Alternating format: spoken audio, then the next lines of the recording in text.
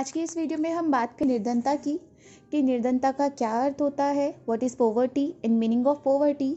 तो चलिए दोस्तों, आज के इस वीडियो को शुरू करते हैं। तो सबसे पहले हम बात करेंगे निर्धनता के अर्थ की। निर्धनता से तात्पर्य उस अवस्था से है जब समाज का एक वर्ग अपने जीवन, स्वास्थ्य एवं कार्यकुशलता के लिए आवश्यक न्यूनतम उपभोग आवश्यकताओं को पूरा करने में अपने आप को असमर्थ पाता है। जाहिर सी बात है, जब कोई व्यक्ति अपनी आवश्यकताओं को पूरा नहीं कर पाता, उसको न्यूनतम उपभोग भी उसको प्राप्त नहीं होता, जो उसका कम से कम वो चाहता है कि कम से कम 2 वक्त की रोटी तो मुझे मिले। लेकिन जब उसको वो 2 वक्त की रोटी भी नहीं मिलती, रहने के लिए उसको आवास भी नहीं मिलता और रोज़मर्रा की जो भी ज़रूरतें होती हैं सिर्फ न्यूनतम उपभोग की, जब उसको वो भी प्राप्त नहीं होगी तो उस स्थिति में वो खुद को निर्धन पाएगा और वहाँ निर्धनता की स्थिति उत्पन्न होती है।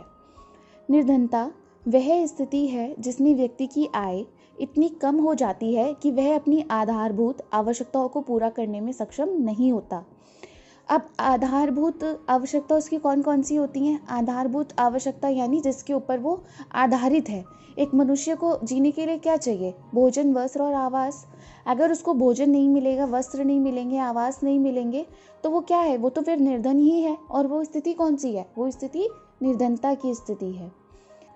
अब आगे हम बात करते हैं निर्धनता के 2 रूपों की। निर्धनता के 2 रूप हैं, कौन कौन से? निरपेक्ष और सापेक्ष निर्धनता। 2 types of poverty, absolute and relative poverty. तो सबसे पहले यहाँ हम बात करेंगे निरपेक्ष निर्धनता की, जो कि एब्सोल्यूट पॉवर्टी है। निरपेक्ष निर्धनता से अभिप्राय है मानव की आधारभूत आवश्यकताओं जैसे भोजन, वस्त्र, स्वास्थ्य सुविधा और मकान आदि की पूर्ति हेतु पर्याप्त वस्तुओं और सेवाओं को जुटा पाने की असमर्थता। मैं आपको पहले बता चुकी हूँ कि एक मनुष्य किस चीज़ पर आधारित होता है।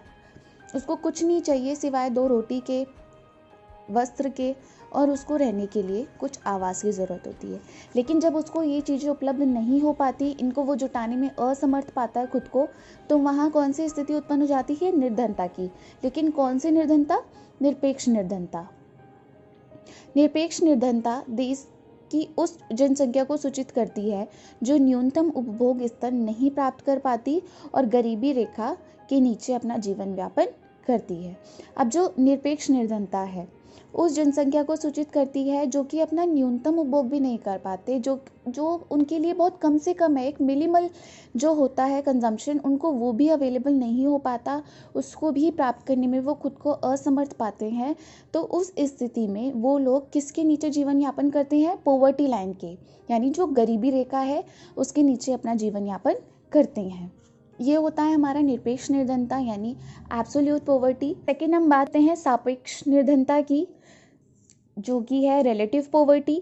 सापेक्ष निर्धनता आय में पाई जाने वाली असमानता को प्रकट करती है। जो सापेक्ष निर्धनता है, आय में पाई जाने वाली असमानता यानी विषमता। अब 2 लोगों की अलग अलग आय, 2 देशों की अलग अलग आय को प्रकट करती है, यानी असमानता को प्रकट करती है।